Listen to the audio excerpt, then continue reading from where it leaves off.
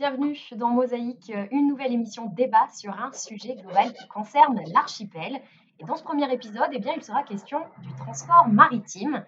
Nous sommes, vous le voyez, en visioconférence pour échanger pendant une trentaine de minutes environ avec nos deux invités. Merci d'avoir accepté notre invitation et de vous prêter à cet exercice. Jean Zanutini, vous êtes directeur de la start-up nantaise Neoline. Vous avez des projets de transport maritime en cargo à voile pour l'archipel. Bonjour. Bonjour. Et Philippe Coruble, vous êtes enseignant-chercheur, professeur en droit européen des activités maritimes et portuaires de l'EM Normandie, et vous êtes également avocat spécialisé dans un cabinet, donc spécialisé dans le transport maritime qui s'appelle Stream. Bonjour aussi à vous. Bonjour. Alors, bien sûr, je vais avoir plusieurs questions à vous poser tout au long de cette émission, mais avant, nous avons de notre côté tenté de répondre à cette question. Le transport maritime jusqu'à Saint-Pierre-et-Miquelon, eh bien tout simplement, comment ça marche? On regarde ça ensemble tout de suite.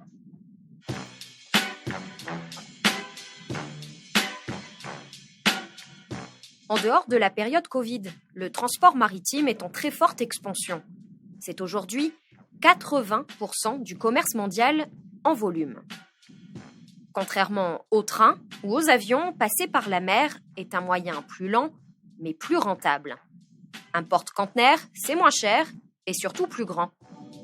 Certains peuvent faire la taille de 4 terrains de football. Ils peuvent même transporter jusqu'à 235 000 tonnes de marchandises au maximum, contre 110 tonnes pour un avion. À Saint-Pierre-et-Miquelon, 98% des produits alimentaires, par exemple, sont importés majoritairement par la mer. 56% du Canada, 23% de l'Hexagone, 13% d'Afrique et 1% d'Europe. Les parts manquantes correspondent, entre autres, au fret aérien et à la production locale. Autrement dit, le transport maritime est un marché à saisir, entraînant une guerre commerciale parfois sans merci. Tous les 4 ans, la préfecture lance un appel d'offres pour répondre à une DSP, une délégation de service public, appelée aujourd'hui une concession de service public. Après délibération, l'État délègue ses compétences à un opérateur économique privé qui deviendra le concessionnaire. En 2021, TSI, en groupement solidaire avec TSM et TMSI, obtient la desserte pour la 3e fois. Sur une année, le concessionnaire doit assurer des rotations entre Halifax et Saint-Pierre, puis entre Saint-Pierre et Miquelon, soit 50 rotations à l'international et 70 entre les 2 îles principales de l'archipel. Depuis le renouvellement de la desserte en 2021, le Nolanava, le navire de TSI, fait une escale avant son arrivée dans l'archipel à Terre-Neuve, à Argencia. Ce qui donne aujourd'hui un Halifax, Argencia, Saint-Pierre et puis Miquelon. Le point central de tout cela, c'est Halifax. Tout le fret pour l'archipel est stocké là-bas. Les produits du Canada remontent majoritairement par la route de Montréal ou de Toronto. Ceux d'Europe proviennent du Havre, mais viennent souvent de beaucoup plus loin. Une fois la marchandise arrivée à bon port, à Halifax, elle peut être expédiée à Saint-Pierre-et-Miquelon. 2 entreprises se dissocient, une pour la logistique, à quai, l'autre pour le transport. TMSI est chargé des activités connexes en amont à Halifax et en aval à Saint-Pierre, avec notamment le chargement puis le déchargement des conteneurs. TSI s'occupe uniquement du transport maritime qu'elle gère depuis 2009, renouvelé en 2021 pour un contrat de 4 ans jusqu'à juin 2024.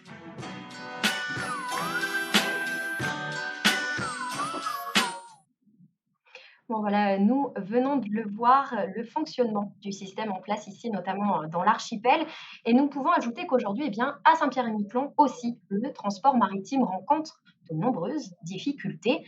Si en Hexagone, la tendance, elle commence, on le voit un peu partout doucement à s'inverser, la demande est moins forte, les prix sont revus un peu à la baisse, eh bien l'archipel, elle n'en ressent toujours pas les effets encore aujourd'hui. Les délais pour la livraison de marchandises, par exemple, ne sont pas toujours respectés, on y reviendra un peu plus tard dans cette émission, mais il y a aussi des augmentations de prix énormes.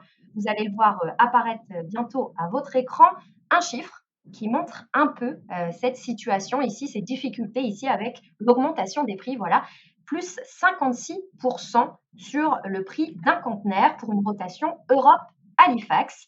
Halifax, hein, on le rappelle, le quai où toutes nos marchandises sont stockées avant une arrivée ici dans l'archipel. Alors, cette augmentation, elle est notée entre 2021 et 2022 par Alliance Europe, l'une des compagnies locales qui gère la marchandise. Pour traverser l'Atlantique, elle doit passer par l'un des leaders du secteur, Hapag-Lloyd. Alors, c'est plus de la moitié, hein, vous le voyez, 56% sur le prix d'un conteneur. Finalement, ma première question, ça va être qu'est-ce qu'il s'est passé pour qu'en une seule année, on puisse passer à un prix aussi élevé, Philippe Correux? Eh bien, bonjour à nouveau et merci pour cette présentation qui montre bien que finalement, de mon point de vue, ce qui se passe à Saint-Pierre et Miquelon n'est pas si différent de ce qu'on a pu observer sur de très nombreuses routes mondiales au cours des 2 dernières années. Alors, vous avez mis en évidence 2 problèmes principaux, la question des tarifs et puis la question des retards, des délais. Ces 2 problèmes, on les a rencontrés partout dans le monde depuis un peu plus de 2 ans. Et en effet, comme vous venez de le dire, brutalement, la question des augmentations des tarifs s'est totalement modifiée au cours du mois d'octobre avec un retour globalement aux tarifs de 2019. Alors, qu'est-ce qu'il explique? J'essaie de répondre à la question. Bien, vous savez, il y a eu une demande considérable de produits, notamment de la part des clients américains, qui, pendant la période de la pandémie, ont beaucoup consommé plutôt que de sortir ou ont beaucoup consommé de produits qui étaient en règle très générale, produits en Asie. Et donc, on a eu un accroissement considérable de la demande qui a eu des répercussions mondiales. Des répercussions parce que, en fait, tout ceci est une chaîne logistique mondiale. Et Saint-Pierre fait partie de cette chaîne logistique mondiale. Vous montriez à l'instant que les produits, même ceux qui arrivent du Havre, venaient en fait d'ailleurs. Alors, sur les prix, précisément, vous avez mentionné 56%, oui. Oui, voilà. C'est juste pour vous indiquer qu'on a connu des augmentations qui ont été jusqu'à plus de 440% sur des très grandes lignes entre l'Asie, l'Extrême-Orient et l'Europe. Et donc, et ceci entre janvier 2020 et janvier 2022. Donc, on a sur un temps très court aussi. Voilà, c'est ça. Alors, l'explication principale est un dérèglement de l'offre et de la demande, c'est-à-dire qu'une demande très importante.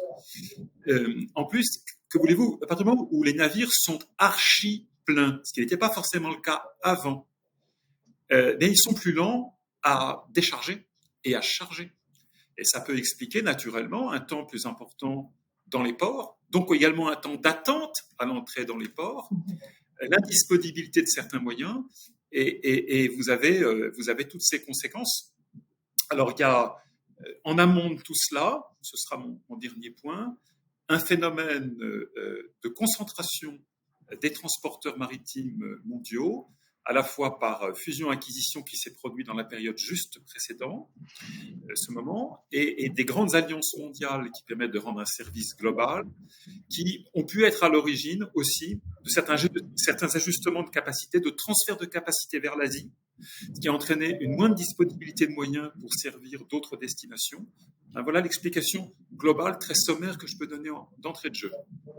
Finalement, on le comprend bien, tout est lié, hein, les délais, les coûts, on reviendra, vous l'avez évoqué sur ces délais plus en détail un petit peu après dans cette émission. Jean Zanutini, donc on le disait, plus 56% entre l'Europe et Halifax sur le prix du conteneur. Est-ce que vous pouvez réagir vous aussi à cette augmentation, ce que vous avez constaté à votre niveau? Je partage complètement ce qui a été dit par Philippe Corruble. Il y a eu une augmentation absolument inédite des prix des transports, et particulièrement dans le monde du transport de conteneurs.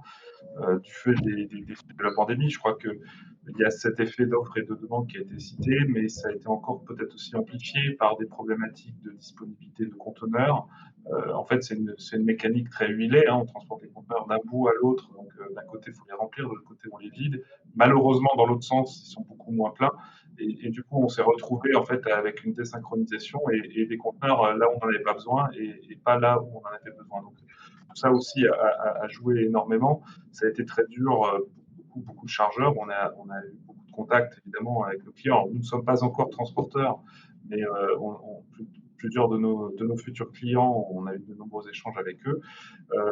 Il y a eu des augmentations importantes. C'est important de dire aussi, je pense qu'elles ont été pas partout les mêmes. C'est-à-dire qu'il y a eu des axes où les augmentations étaient beaucoup plus fortes qu'ailleurs. Sur le transatlantique, il y a eu une augmentation très importante. Je dirais de l'ordre de grandeur qui a été cité avant, de plus 400% sur les prix, en tout cas ce qu'on appelle le fret spot, c'est-à-dire hors contrat de long terme. Aujourd'hui, ça a tendance effectivement à retomber assez rapidement, mais là aussi, cette redescente dépend, je dirais, un petit peu des lignes. En transatlantique, nous, ce qu'on voit, en tout cas, c'est plutôt une baisse un peu moins rapide que ce qu'elle peut être sur je dirais, l'Europe-Asie. Donc, effectivement, la proportion d'augmentation qui est citée est finalement assez cohérente, sachant que dans un transport de conteneurs entre la métropole et Saint-Pierre-et-Miquelon, il faut ajouter les coûts liés au transbordement à Halifax, qui représentent une part quand même assez importante du prix total. Et puis, évidemment, les coûts entre Halifax et Saint-Pierre, qui ont des éléments de coûts qui ne sont pas directement liés aux effets d'offre et de demande et qui peuvent du coup un petit peu amortir. Finalement, 56%, c'est pas tant que ça par rapport à ce qu'a pu subir d'autres lignes. Oui, et bien sûr, on reste juste sur ce prix entre l'Europe et Halifax. On n'a pas compté ensuite derrière toute la logistique qui s'y ajoute, bien évidemment. Oui, oui. C'est juste vraiment une rotation. C'est un exemple de chiffre rotation entre l'Europe et Halifax. Jean Zanutini, j'ai une autre question par rapport à cette augmentation des prix. Quand on a échangé par téléphone avant cette émission, vous me parliez aussi d'augmentation dans la construction finalement. Donc c'est vraiment à tous les niveaux, même quand on se lance dans un projet dans le transport maritime, on rencontre aussi des difficultés récentes. Ah oui, effectivement, il y a eu une augmentation des prix des matières premières depuis 2020 qui était assez forte et qui s'est pas mal généralisée. Et on a connu un certain nombre de crises et notamment la dernière en date, le conflit avec l'Ukraine qui a conduit à encore augmenter, je dirais, les difficultés d'approvisionnement et certains prix. Pour vous donner un exemple, sur l'année 2021, nous avons essayé de lancer la construction de notre navire et on a subi sur l'ensemble de l'année une augmentation du prix de construction de 17% sur l'ensemble de l'année. Donc on se trouvait à courir derrière un prix qui augmentait sans cesse. Et en 2022, ça a été un peu la même chose sur les années. Donc, on le comprend bien, là on a évoqué le prix du conteneur ou encore la construction navale. Finalement, tout a augmenté ces derniers mois depuis le Covid, on peut le dire. Et je pense aussi au transport routier. Comme on a pu le voir avant, la marchandise du Canada que nous consommons ici, elle est principalement remontée par la route, par Montréal ou par Toronto, en faisant un Montréal-Halifax par exemple, aussi derrière. Alors, est-ce que l'augmentation des carburants est une problématique qui s'ajoute aussi finalement à l'équilibre des prix du transport maritime, Philippe Corrub, par exemple? Oui, c'est certain. Et puis, il faut garder en mémoire que les entreprises de transport maritime dont nous parlons, quelle que soit leur taille, mais même les plus grandes d'entre elles, ont pu connaître ces dernières années des résultats exceptionnellement favorables compte tenu des circonstances. Mais dans leur coût, il y a tous ces éléments de carburant, il y a à prendre en compte que c'est de toute façon une industrie qui a été très très peu profitable pendant de très nombreuses années. C'est-à-dire qu'il y a un ensemble de coûts liés au transport maritime, que ce soit des coûts d'investissement dans des navires. On parlait à l'instant de navires qui font 400 mètres de long. Bon, vous doutez bien que construire de tels navires est extrêmement onéreux, donc ça contribue à augmenter le coût du service qui va être délivré, ça implique des capitaux très importants et ça explique ce que j'essayais de mettre en évidence tout à l'heure, la nécessité de regroupement. Car il y a des entreprises de transport maritime qui ont fait faillite avant la crise de Covid quand les tarifs étaient bas. Donc en fait, on a une industrie qui a des coûts incompressibles, qui a des coûts très importants et qui est allée vers le gigantisme. Qui est allé vers le gigantisme des moyens logistiques nécessaires. Et tout ça, évidemment, a des conséquences. A des conséquences aussi, d'ailleurs, sur les ports qui peuvent être desservis par ces très, très grands navires, compte tenu des moyens logistiques. On pense par exemple à l'outre-mer. Mais exactement. Et vous parliez de Halifax, évidemment, un point absolument incontournable pour vous, mais tous les ports n'ont pas les capacités d'accueillir ces gigantesques navires, et donc toute une chaîne logistique est nécessaire pour coordonner tout cela. Les dérèglements que nous avons vus, que ce soit en termes de rigueur dans les délais, de coûts et de régularité de la desserte, sont quand même très très liés à la difficulté de maintenir tendu ce flux de façon rentable sur la durée. Finalement, ce que vous préconisez peut-être, c'est de revoir cette taille des porte-conteneurs, des projets comme celui de Neoline, avec des plus petites embarcations pour une demande qui pourrait changer demain et qui pourrait simplifier cette chaîne de logistique comme nous, on peut la vivre aujourd'hui ici dans l'archipel. Alors, excusez-moi, j'ai été déconnecté quelques secondes, je n'ai pas entendu le début de votre question. Je demandais à Monsieur Coruble et à vous si finalement l'avenir pour demain, ce serait un regroupement, donc, comme vous le disiez Monsieur Coruble, ou sinon une nouvelle vision du transport maritime avec des porte-conteneurs peut-être moins volumineux, avec une chaîne logistique moins complexe. Est-ce que ça pourrait aider à la baisse des prix, par exemple? Ce qui est certain, c'est que, comme l'a dit Philippe Coruble, il y a eu ce phénomène de gigantisme qui a permis une baisse des prix. Avant tout, la recherche du gigantisme, c'est augmenter l'efficience de chaque navire de transport. C'est la logique de hub. Donc, on crée des très gros outils de transport et tout est à l'avenant pour permettre justement d'avoir une massification qui permette de réduire les coûts. Le pendant de cela, c'est une perte de résilience parce qu'on a moins de services, moins diversifiés. Et les zones de ramasse à chaque port, chaque hub, sont d'une taille continentale. Et donc, quand on a un de ces ports-là qui est engorgé, eh bien, il y a un effet domino et on a une perte de résilience. Donc, on voit un petit peu les limites de la chose. Quand le système fonctionne sans trop de perturbations, on arrive comme ça à avoir des choses extrêmement efficaces d'un point de vue financier, d'un point de vue coût. Par contre, lorsque il y a des perturbations un peu majeures qui se produisent, et bien là, ça devient compliqué de maintenir un tel système sans des perturbations qui, au contraire, peuvent s'amplifier. Nous, c'est vrai que aussi avec notre société, on essaie de proposer en parallèle, c'est en complément, des lignes de transport plus secondaires qui vont relier plus directement certains hinterlands pertinents pour que justement on puisse créer comme ça des sortes de raccourcis. Des raccourcis avec et donc regagner un peu de résilience avec des capacités de transport qui soient pas directement connectées et directement reliées. Je pense que l'avenir, c'est une sorte de mix des deux. C'est ça, vers ça qu'on va. Sachant aussi qu'il y a un élément important, c'est l'impact environnemental de ces longues chaînes logistiques, parce que forcément, les navires qui transportent en eux-mêmes sont très efficaces environnementalement, parce qu'ils transportent énormément. Par contre, comme ils ramassent de très loin, on a beaucoup de transports routiers, et ça allonge les chaînes logistiques et ça augmente les impacts aussi environnementaux. Donc justement, oui, allez-y, rebondissez, Philippe Coruble. On va le voir apparaître tout de suite pendant que vous rebondissez une carte justement du trajet futur proposé par Neoline. Allez-y, c'est à vous. Eh bien, je crois que ce que dit M. Zadini est très juste et moi je voudrais justement faire ce lien entre le transport en mer et ce qui se passe en logistique à terre. Parce qu'il y a un phénomène très intéressant également qui s'est produit depuis quelques années.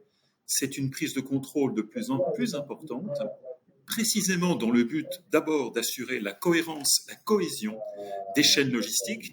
On voit les transporteurs maritimes, et ils le font d'autant plus qu'ils ont, ces dernières années, pu réaliser des bénéfices qui leur permettent d'acquérir des compagnies qui s'occupent soit de logistique à terre, ça a été le cas de CMA CGM par exemple, qui a pris sous le contrôle de CEVA, qui est quand même un énorme leader de la logistique, mais pas seulement. Ça va être aussi le contrôle de terminaux portuaires, ça va être aussi de ce qu'on appelle la logistique door-to-door, porte à porte, tous les éléments, y compris digitaux, qui permettent d'assurer cette cohérence.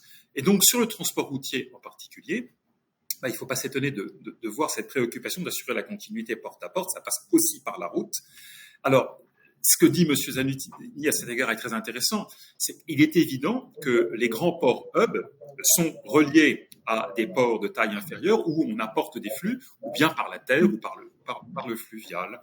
Et c'est absolument nécessaire d'avoir cette complémentarité. Mais en effet, quand il y a un endroit clé dans la chaîne qui s'enrhume, alors ça a été particulièrement le cas des ports américains. Les ports américains ont été très congestionnés pendant très longtemps, pendant la crise Covid. Mais là, ça tient aussi au fait que c'était dans l'ensemble des ports qui étaient relativement moins modernes dans leur fonctionnement que certains ports d'Asie ou d'Europe en termes d'automatisation. Et puis, un phénomène de récupération de conteneurs qui était très compliqué puisque puisque les navires repartaient en Asie pour recharger très vite. Et donc, ça contribue à encombrer encore plus les quais de ces ports américains. On reviendra justement sur cette notion plus en détail tout à l'heure sur la congestion des ports qu'on a connue aussi à Halifax ici pour l'archipel finalement. Si on peut le revoir sur l'écran bientôt, ce trajet proposé futur par Neoline, on va revenir dessus. Voilà, donc on le voit ici, vous partiriez de Saint-Nazaire où est basée votre société pour ensuite arriver directement dans l'archipel à Saint-Pierre-et-Miquelon pour redescendre vers Baltimore aux États-Unis, remonter à Halifax donc au Canada, repasser par Saint-Pierre-et-Miquelon et repartir donc à votre point de départ. Ce serait une première finalement pour l'archipel où en tout cas depuis de nombreuses années il n'y a pas eu de ligne directe avec Saint-Pierre-et-Miquelon comme première escale. On passe toujours en deuxième, voire en troisième dans les trajets qui sont proposés. Vous allez donc éviter par déduction une chaîne de logistique complexe qu'on peut connaître en ce moment. Étant donné qu'on passe par un autre port, s'il y a des mauvaises conditions, on peut être retardé pour arriver à Saint-Pierre-et-Miquelon. Vous, l'idée, ce serait d'arriver et de prioriser Saint-Pierre-et-Miquelon. Est-ce que, par conséquence, Neoline, par exemple, dans un futur, pourrait proposer des prix plus avantageux en bout de ligne, étant donné qu'il y aura moins cette chaîne logistique qu'on connaît en ce moment? Alors oui, en tout cas, la priorité, c'est avant tout de proposer un service de bien meilleure qualité avec effectivement, pour la partie maritime, un trajet qui pourrait être réalisé en 8 jours entre Saint-Pierre et Saint-Nazaire. Donc ça, c'est l'ouverture, je dirais, d'un accès à la métropole qui peut permettre aux acteurs de l'archipel d'acheter plus en métropole et plus facilement, mais aussi de vendre éventuellement des produits locaux en métropole, ce qui aujourd'hui est encore extrêmement compliqué.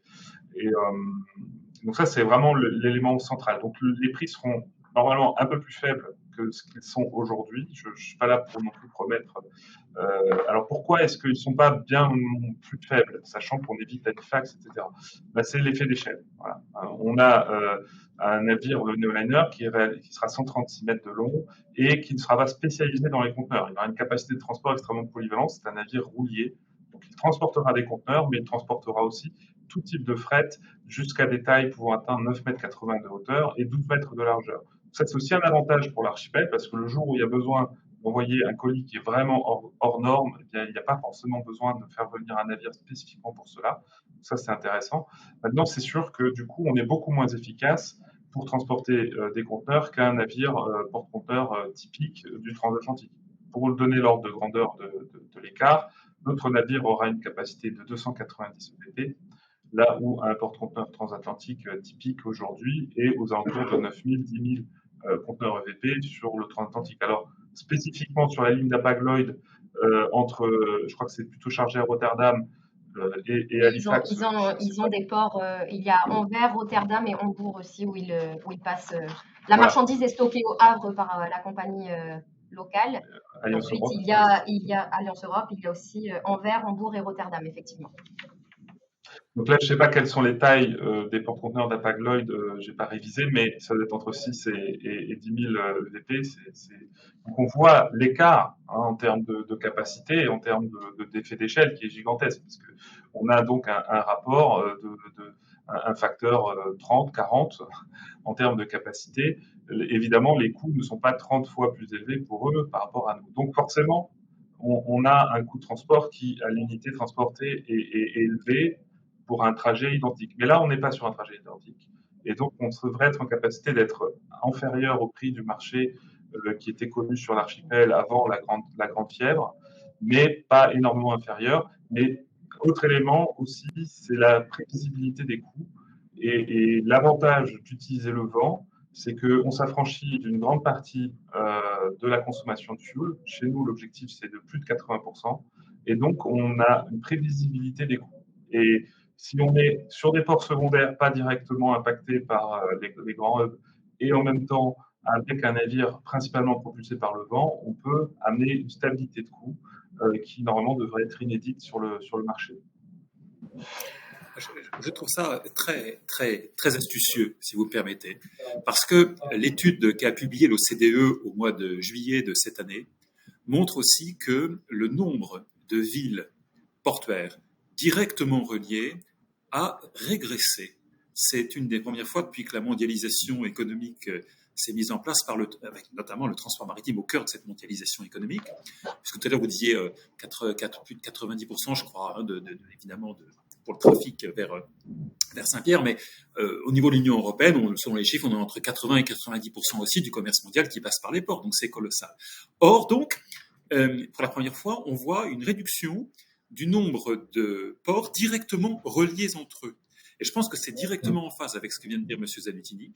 C'est-à-dire que ça s'explique par ce gigantisme et la nécessité de remplir à fond des navires énormes. Et donc, on peut, le cas échéant, renoncer à desservir certains ports parce que ça n'est pas suffisamment rentable avec cette taille de navire. En revanche, dans les interstices laissés par ce type de trafic, il y a peut-être la place pour ce que M. Zanutini semble proposer, avec des itinéraires évidemment pertinents, et adapté en volume aux besoins spécifiques qui n'intéressent pas nécessairement les géants. Mais cette complémentarité me paraît très intéressante et prometteuse. Oui, il y a un autre élément. Pardon. Allez-y, rebondissez, monsieur Zanutini. Oui, pour compléter, effectivement, il y a un autre élément d'ailleurs avec l'archipel de Saint-Pierre-et-Miquelon, c'est que les infrastructures portuaires de Saint-Pierre sont également limitées. Donc, je dirais qu'on est sur la taille de navire la plus grande qu'on puisse faire entrer et accoster au quai du commerce. Et donc ça, c'est aussi un élément déterminant qui fait que si on n'a pas un navire de la bonne taille, on ne peut pas directement desservir l'archipel. Donc là, c'est aussi une difficulté qu'a sans doute un transporteur qui souhaiterait développer ça sans y construire une ligne complète. Et puis, nous, il nous paraît intéressant pour l'instant à développer, mais je crois que le fait de desservir Baltimore et quelques jours après pouvoir desservir Saint-Pierre-et-Miquelon peut intéresser aussi certains acteurs de l'archipel. Les commerçants ici locaux. Et justement, pour rebondir sur ces commerçants, on va entendre la réaction de l'un d'entre eux. On note ici une inflation de plus 6% sur l'alimentation en une année. Un commerçant de Miquelon, par exemple, avec qui j'ai pu discuter, a vu le prix, pour donner un exemple concret, de ses fromages augmenter de 17%. Et dans l'émission Commentaires de septembre dernier, eh bien, ma collègue Flavie Brie a posé cette question au gérant justement d'un supermarché à Saint-Pierre. Il s'appelle Marcel Christophe Dagor. Voici sa question. Faudrait-il un autre circuit de distribution pour diminuer les prix? Je vous propose d'écouter sa réponse tout de suite. Aujourd'hui, clairement, le meilleur possible, c'est celui que nous utilisons. Parce que toute l'histoire montre que c'est celui-là le meilleur. On en a fait plein. Hein. Avant, on allait à Sydney, on a été à Terre-Neuve, on a été... Voilà. Mais Halifax reste... Parce que même pour aller à Sydney, il faut passer par Halifax. Donc, tout arrive là. Donc, il faut être conscient que c'est aujourd'hui, on ne peut pas faire mieux. C'est pas possible. Demain, il y a des projets. Il y a des projets qui sont assez bien lancés, je dirais. Notamment les voiliers transatlantiques. avec Neoline, par exemple. Vous pourriez en bénéficier. Carrément. Si eux viennent ici, il leur faudra en gros une petite dizaine de jours pour revenir. Ça nous permettrait déjà d'être... aujourd'hui, on a des délais de livraison qui arrivent des fois à 3 mois. Hein. Au moment où on passe une commande et qu'elle arrive ici, c'est 3 mois. D'accord. Avant, c'était 30 jours ou 40 jours. Donc les prix ont augmenté de 50% et vous savez, c'est dégradé de 50%. Pour vous dire plus. C'est abominable en ce moment. Une réaction face à ce mécontentement? Si moi je réagis sur un peu général, ce qu'on entend là, c'est quelque chose qu'on entend également ailleurs. Hein. C'est-à-dire qu'il y a la question des prix, qui est unanimement dénoncée, et qui peut-être aujourd'hui connaît dans une phase différente. Légère, oui. Oui, mais même peut-être plus que ça. Alors on ne sait pas combien de temps ça va durer. Vous savez, si la demande repart, voilà. Donc, mais quelque part, il ne faut pas oublier ce qui s'est passé avant, c'est-à-dire les grandes difficultés des grandes compagnies maritimes à dégager un résultat dans des périodes de prix très bas. C'est un autre problème, mais ce problème-là, il ne faut pas l'oublier. Mais par contre, le deuxième point, c'est les délais. Et là, effectivement, on a constaté, par ce dérèglement du service logistique mondial, des délais vraiment importants. Et pour le coup, ça rend inexplicable pour les utilisateurs que les tarifs augmentent et que le service semble se dégrader. Mais en réalité, tout est lié. Hein, manque de moyens disponibles, donc délai, et puis engorgement des ports. Tout s'est accumulé. Voilà. Donc c'était vraiment un énorme problème. Et on n'est pas à l'abri d'autres problèmes de ce type à l'avenir. Que ça se reproduise. Justement, pour rebondir sur ces délais, on l'entendait, hein, le commerçant Marcel Christophe Dagor le disait, on a attendu plus de 3 mois certains commerces pour leurs marchandises. Et justement, le cargo, en fait, finalement, n'a pas fait escale comme prévu au port d'Halifax, mais est descendu en Amérique du Sud, jusqu'en Colombie, à Carthagène. Pourquoi un tel périple? Je vous propose de regarder tout de suite ces explications. Le porte-container en charge du transport devait se rendre à Halifax. Mais voilà, le port international est engorgé. L'attente génère des frais. Il s'oriente donc vers le premier port disponible, à Carthagène en Colombie, à plus de 5000 km de là. Il laisse la cargaison sur place, c'était il y a 1 mois et demi environ. Un second navire de l'entreprise de transport maritime récupère la marchandise dans le pays sud-américain pour l'acheminer à Halifax. Là, TSI, l'entreprise titulaire du contrat de concession, ou DSP, assure le dernier convoi vers Saint-Pierre. Au tout départ de ce trajet, au Havre, 6 containers ont été embarqués. Ils auraient dû rentrer dans l'archipel mi-août et sont finalement arrivés à destination le 5 septembre. Au total, 30 clients ont été concernés par ce retard. Parmi les marchandises attendues, du textile, des matériaux de construction, des denrées alimentaires, mais aussi pharmaceutiques. Alliance Europe nous a expliqué que ce n'est pas la première fois qu'un navire est dérouté en raison de l'engorgement d'un port. C'est un phénomène international auquel les compagnies maritimes sont de plus en plus confrontées. Phénomène qui serait subi dans le port du Havre depuis l'automne dernier. Et dans le port d'Halifax, c'est devenu une réalité. Le transitaire et le délégataire de l'archipel ont tous deux confirmé que l'attente pour une place à quai est devenue récurrente. La logistique portuaire se complexifie. C'est très, très parlant. Savez-vous que pour un transporteur maritime sur un gros conteneur, c'est $200,000 par jour en cas d'attente pour atteindre un port. Donc vous voyez bien à l'échelle du monde ce que ça peut représenter pour une compagnie maritime qui connaît ces problèmes dans plusieurs ports. Et donc, malheureusement, de leur point de vue, et indépendamment de tout jugement qu'on pourrait porter sur leur action, ils ont un véritable problème objectif. Et donc, ça a expliqué ce qu'on a appelé aussi, la non-desserte de certains ports, voire même des phénomènes de blank sailing, c'est-à-dire que pour repartir plus vite, on décharge et on n'attend pas pour recharger, parce qu'on veut repartir vers la Chine pour charger à nouveau, parce que c'est plus rentable de transporter, évidemment, le plus vite possible. Les commerces sont plus intéressants aussi que Saint-Pierre-et-Miquelon. Voilà. Et évidemment, la taille de Saint-Pierre, relativement au volume transporté par ces grands opérateurs mondiaux, a dû probablement jouer en défaveur de Saint-Pierre, compte tenu de l'effet de taille de ces navires et d'urgence qu'ils avaient à desservir par ailleurs d'autres destinations. Oui, pour rebondir, je crois que notamment à Saint-Pierre, il y a deux phénomènes, quoi. C'est-à-dire qu'il y a une réalité plus chronique, il y a une difficulté d'allongement d'une ligne de transport qui est déjà longue, qui est avant même les difficultés d'engorgement posait des difficultés aux habitantes et habitants et aux commerçants pour pouvoir faire venir notamment des produits frais de métropole. Et là, avec des contraintes supplémentaires qui sont arrivées, alors là, ça s'est décuplé, quoi. Mais c'est vrai que ces difficultés ont été rencontrées par quasi tous les chargeurs et avec non seulement des prix très élevés, mais une incertitude sur le fait que son fret va être ou pas embarqué. Ça a été assez compliqué à gérer pour beaucoup d'entre eux parce qu'ils mettaient le fret à disposition, etc. Mais ils ne savaient pas en fait s'il allait pouvoir partir. Et c'est vrai qu'à Saint-Pierre, les effets sont quelque part décuplés au niveau des délais du fait de l'éloignement. Justement, sur ces délais, sur cette ponctualité, j'ai trouvé un chiffre. L'Institut Sea Intelligence dit que seulement 30 à 40% des bateaux sont à l'heure en mai 2022. Et localement, si l'on regarde depuis septembre 2022, on va le voir apparaître bientôt sur votre écran aussi, hein, sur les 11 rotations depuis Halifax, eh bien seulement 4 sont arrivées à l'heure, 7 en retard au total. Alors, en échangeant pareil avec ces commerçants ici localement, eh bien, ils se plaignent notamment de la nouvelle triangulaire depuis 2021 avec l'escale à Argencia, détour d'environ 220 000 nautiques, qui selon eux retarde davantage le trajet jusqu'à Saint-Pierre-et-Miquelon. Et avant cette nouveauté, la majorité de ces commerçants n'avaient pas autant de pertes, en tout cas sur leurs produits frais. Pour l'entreprise TSI, on le rappelle, on l'a vu en début de cette émission, elle est chargée du transport maritime.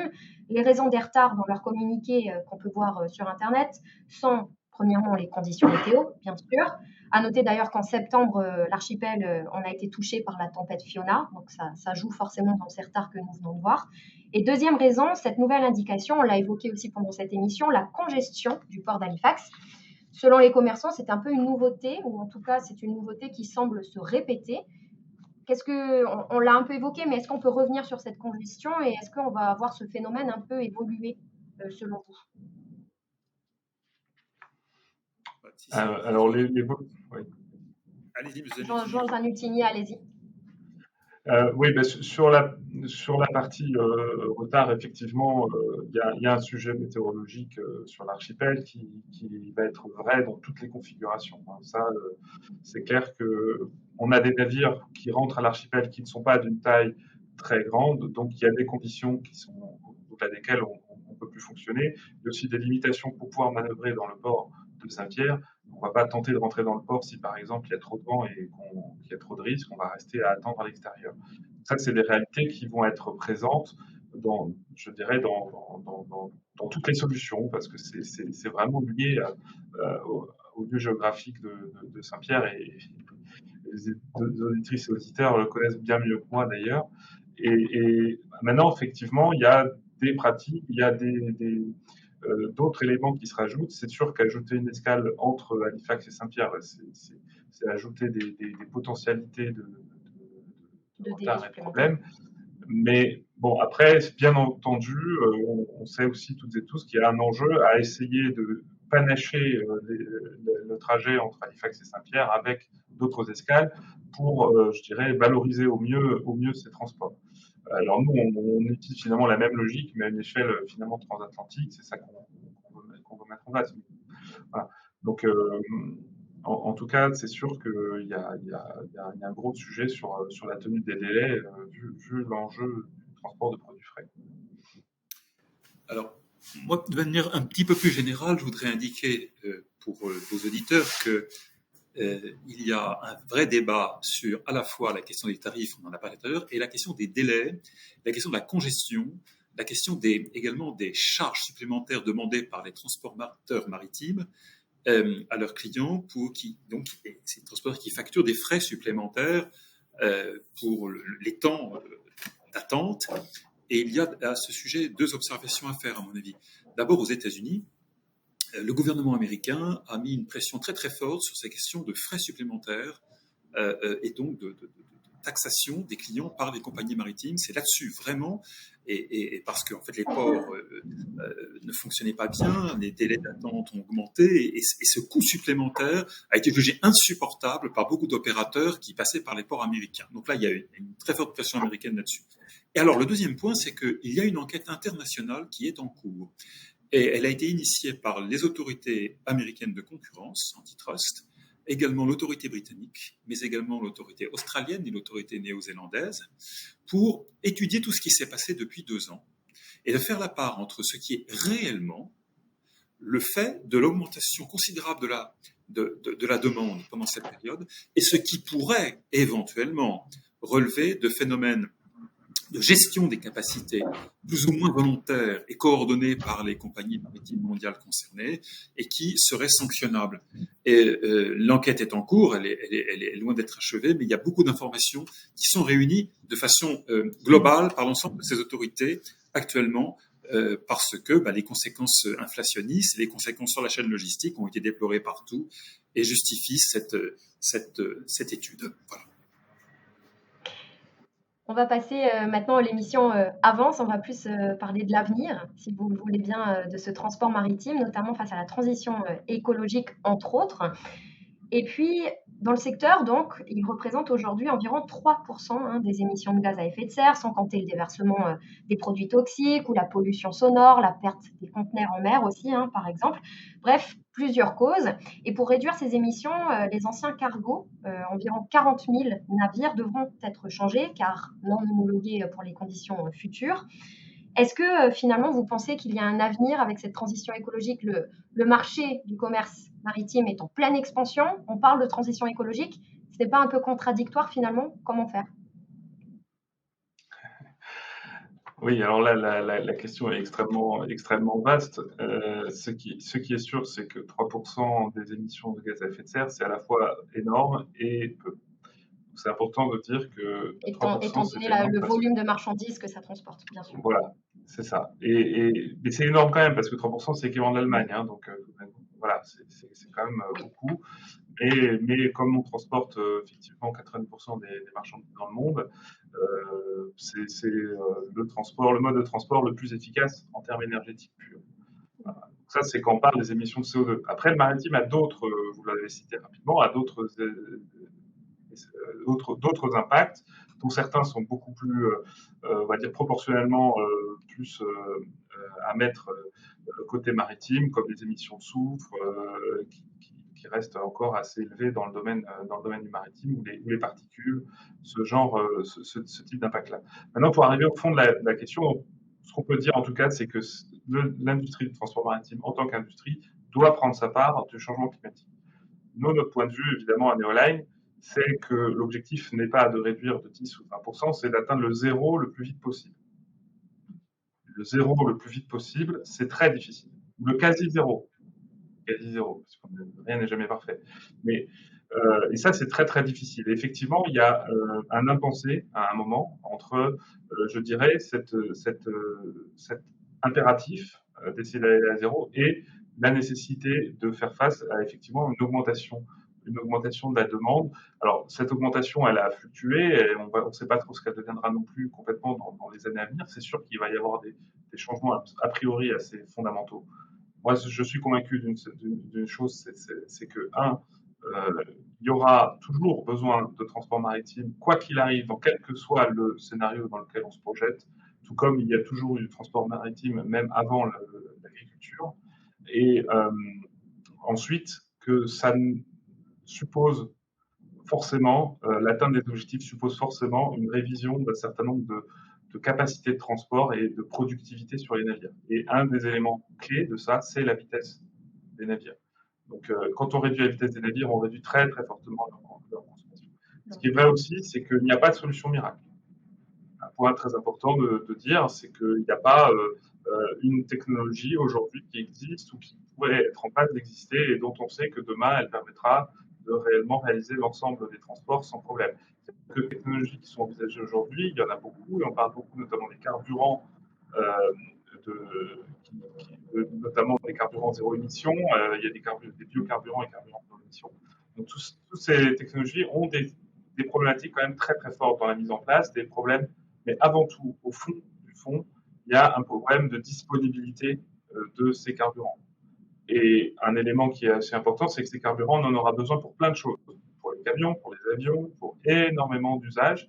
Et dans le maritime, on pense que ça va être compliqué de vraiment alimenter une part significative de la flotte avec ces carburants dans les 50 prochaines années. Donc, c'est là où effectivement l'usage des énergies renouvelables sur place, donc principalement le vent, c'est une façon de très très fortement diminuer le besoin en énergie et en carburant à ce niveau-là. Donc nous, on est vraiment convaincus que l'usage du vent va se développer et se généraliser. On fait partie d'une association, je le précise, qui s'appelle Windship et qui regroupe une vingtaine d'acteurs français principalement et qui elle-même fait partie d'une association internationale plus large qui tous développent à des degrés divers des systèmes de propulsion par le vent, soit sous forme auxiliaire, donc en installant sur un navire à moteur classique des systèmes qui utilisent le vent pour pousser le navire.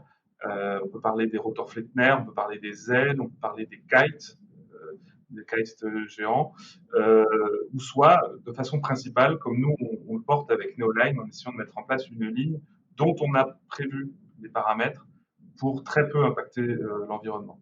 Et ça, c'est vraiment quelque chose, je veux dire, qui marche très bien en France. On est en pointe et qui peut, à notre avis, propulser le transport maritime vers plus de vertus. Donc justement, là, c'est plus sur un horizon plus lointain. Si on revient à un moment plus proche, ici à Saint-Pierre-et-Miquelon, par exemple, Philippe Corrube, en France, en métropole, en hexagone, on en parlait en ce début d'émission, on voit les effets s'inverser. On n'en ressent toujours pas les effets ici dans l'archipel. Est-ce que vous pensez que ça va bientôt venir, que l'outre-mer, ça prend un peu plus de temps à se mettre en place finalement ? Je crois que oui. La question me semble plus facile que celle que vous avez posée à Monsieur Zanutini, qui était très complexe et à laquelle je crois il a très bien répondu. En fait, et je rebondis pour répondre à la vôtre à l'instant, nous sommes interdépendants. On le voit encore plus quand on est dans un endroit comme Saint-Pierre, naturellement. Mais cette interdépendance, elle fait que nous sommes totalement contradictoires. Nous avons besoin des intrants qui viennent des quatre coins du monde et nous les voulons tout de suite. C'est pas possible. Voilà. Il y a un moment où, expressément sur la vitesse des navires, il y a certainement quelque chose à faire par rapport à cela. Évidemment, ça concerne chacun dans des usages dont ils ne se rendent même pas compte. Bien. Alors, sur votre question, c'est à peu près la même chose. Il est inévitable que la chute qui se produit sur les tarifs aura un impact, sans doute assez rapidement maintenant, puisque ce qui arrive à Saint-Pierre vient tout simplement d'ailleurs. Donc ça, c'est inévitable. Voilà. Les consommateurs peuvent espérer des prix un peu moins chers. Oui, alors attention parce que ça, on parle des coûts de transport là. Hein, par contre, il peut y avoir d'autres raisons, si vous voulez, de rareté, qui peuvent contribuer à faire augmenter l'inflation. Bon, voilà. Et puis voilà, je crois qu'il faut comprendre aussi que les prix baissent, c'est très bien pour les usagers du transport maritime. C'est évidemment un problème à relativement moyen terme pour les compagnies de transport maritime elles-mêmes, hein, compte tenu de la fragilité de leur modèle économique avant la crise Covid. Il faut quand même pas l'oublier non plus. Oui, c'est vrai qu'il y a un besoin d'investissement très très fort dans la flotte. Hein. Vous citiez le chiffre de 40 000 navires. Bon, il y a beaucoup de choses qui varient en fonction. Les nombres varient en fonction du type de la taille de navire minimum qu'on considère, mais dans tous les cas, un navire a une durée de vie qui est comprise entre 25 et 35 ans généralement. Donc, vous ne renouvelez pas ça tout le temps, et c'est un investissement qui est gigantesque. Et quand vous devez ne serait-ce que équiper le navire de systèmes de traitement ou changer son type de carburant, ce sont des investissements qui vont très très loin. Donc là, effectivement, il y a une difficulté et une lenteur. C'est-à-dire, il faudrait en fait déjà être capable de mettre en service demain les navires zéro émission dont on souhaiterait qu'ils soient majoritaires en 2050. Voilà, je vous propose que ce sera notre mot de fin pour cette émission consacrée au transport maritime, hein, on l'aura bien compris. qui a vécu une situation inédite au niveau de ses coûts et de ses délais. Finalement, il n'y a pas vraiment de solution miracle, mais en tout cas, il y a des projets pour le futur dans ce transport maritime. Merci encore Philippe Corrub et Jean Zanutini d'avoir participé à cette nouvelle émission Mosaïque pour ce premier épisode. Et puis, je vous tiendrai au courant du 2e épisode. Je vous dis à la prochaine.